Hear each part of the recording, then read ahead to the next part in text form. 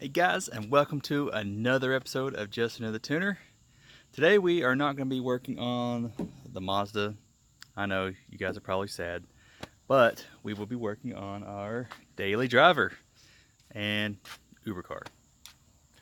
So we need to get we already replaced one of the motor mounts in one of the last video, one of the top mounts. So today we're going to be replacing the bottom transmission mount. So I will be showing you all process of that and how we do that and get that going, and hope that takes out the little vibration. Stay tuned.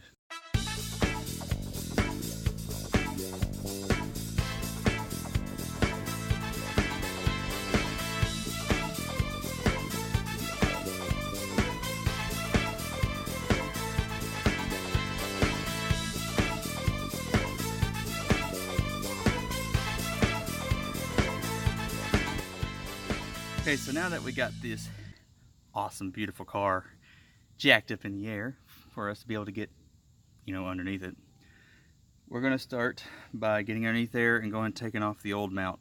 It's really not too difficult. There's only 2 bolts that hold it on. The only hard part is after you get those bolts out, is trying to get the engine to push forward to get it out of your way so you can get the mount out. So I'm going to get underneath here, I'm going to show you what I'm talking about, and then we're going to remove it. Alright, so here's the mount that I'm talking about. So it's really nothing hard to take this off. So what you're going to do is first you want to remove this bolt that's over here on the side. And that just goes through. This is a stationary nut it's like welded in, so you don't have to worry about holding that or anything. So just get you a breaker bar or something and break that off. And I usually take that one off first. I mean, it really doesn't matter, I guess, which one you remove. I just find it easier just to do this one first. So I take that one off. And before I take it completely out, I do go ahead and break this one loose, just so it's already loose and everything. So I'll take that out, and then I usually put a pry bar like up through here, or maybe up through here somewhere, to help pull the engine forward, so you can just kind of turn this thing sideways and then pull it on out. So that's what we're going to do now.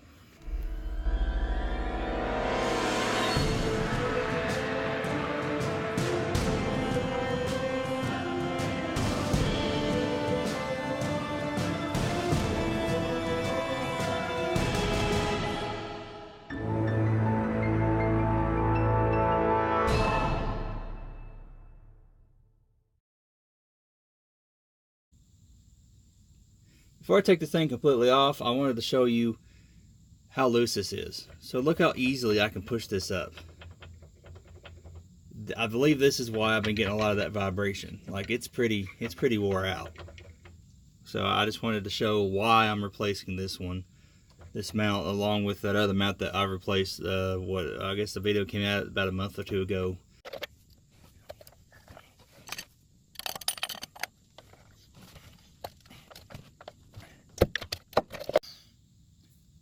Okay, I'm just going to show you some comparisons. Here's the old mount. And you probably can't really tell in the video, but I am able, we'll see.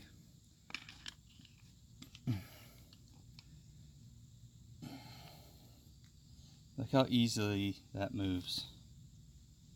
It should not be moving that easily. So here's our new mount. Wow, this thing feels a lot lighter. Even it's different. That's weird. Gosh, this thing feels like a brick, and this thing feels like nothing. It's a little bit different too.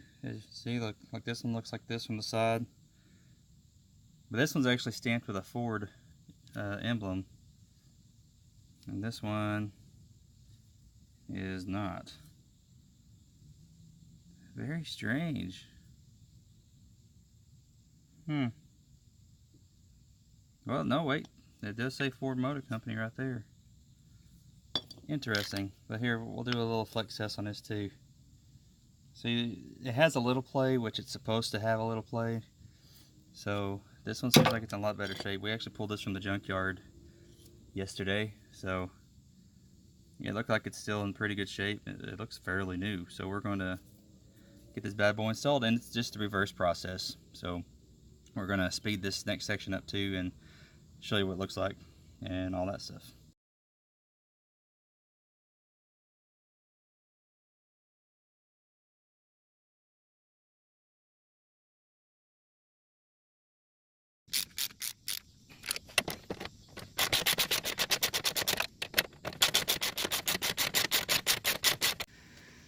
Alrighty, we got it in there.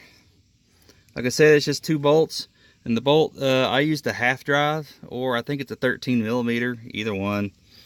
So you just undo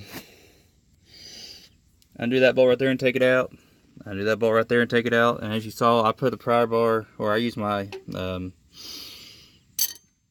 breaker bar, and just slide it up between the gosh, I cannot think today.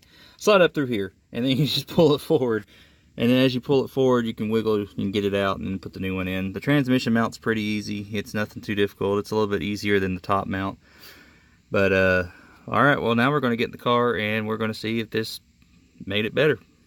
Alright, so I didn't do a before video to show the vibration, which this one was very minimal compared to the first time, but here's the first start. Let's see how it goes.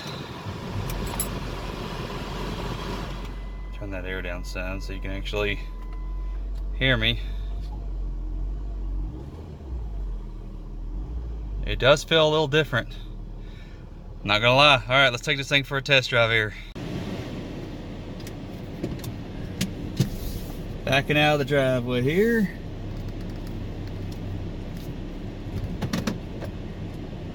At idle, it does feel a little different. That's where I was having the most vibration from.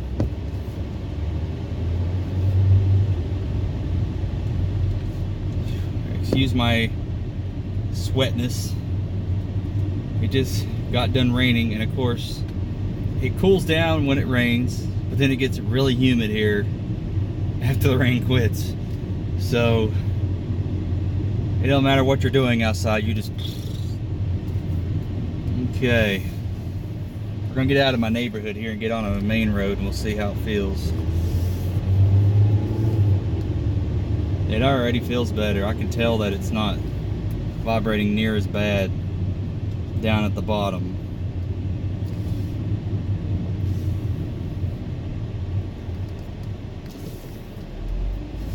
And idle, like I said, is where you're feeling it the most.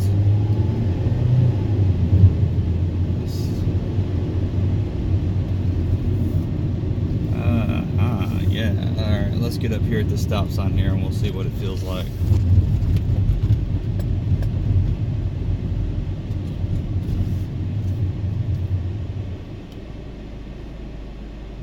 You can feel it very minimal now, but I think it's a Ford thing anyway, especially in these Focuses.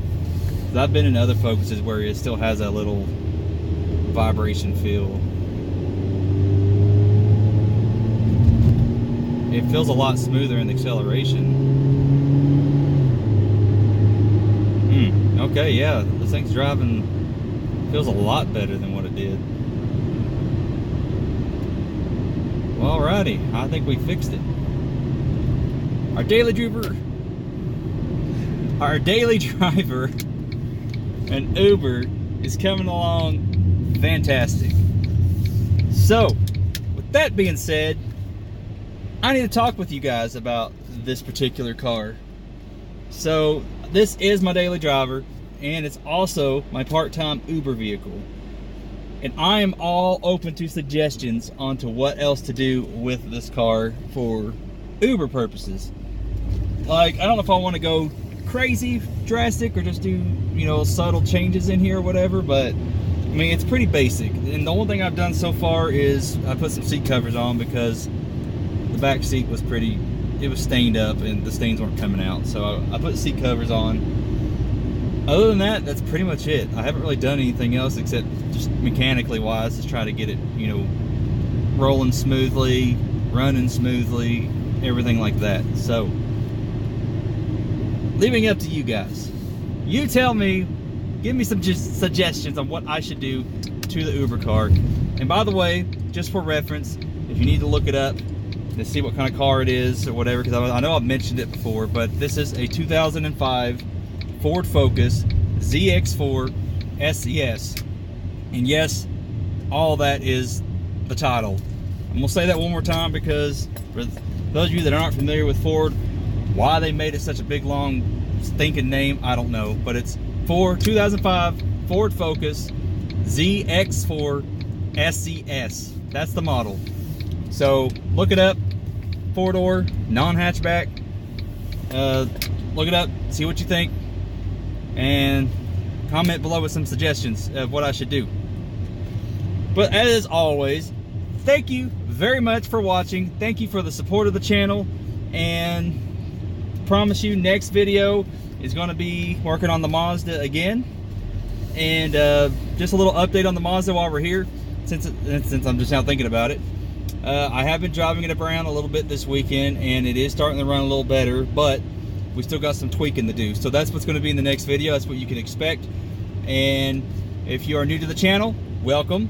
And I hope you have enjoyed what you watched thus far. I encourage you to go back and watch my other videos.